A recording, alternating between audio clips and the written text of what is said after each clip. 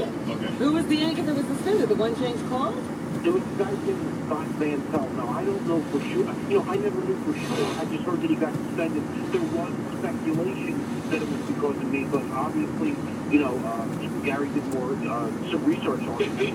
The only speculation was by James, because there were a bunch of articles that came out of the net yesterday that explained exactly why. I'll have it for you in 2 seconds. Just proximity, James. It wasn't true. All right, but Jenks wanted to take credit for it. No, I don't want to take. But some guy lost his job because of some prank call I did. I feel terrible about that. Right. But I'm just Yeah, they wouldn't fire him over that. He's not responsible for that. right. It certainly wasn't his fault. It may have been the producer's fault, but it certainly wasn't Scott Van Pelt's fault.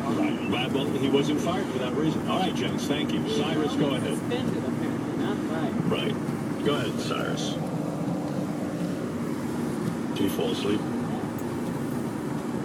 Yeah, it's not a good indication of the show so far. You know what I mean? Hey, Tracy Morgan stopped by. He'll spruce things up, but we're putting you to sleep. And as I said, porn star Riley Steele will stop by. Who's the next Jenna Jameson. And then Cyrus will snore.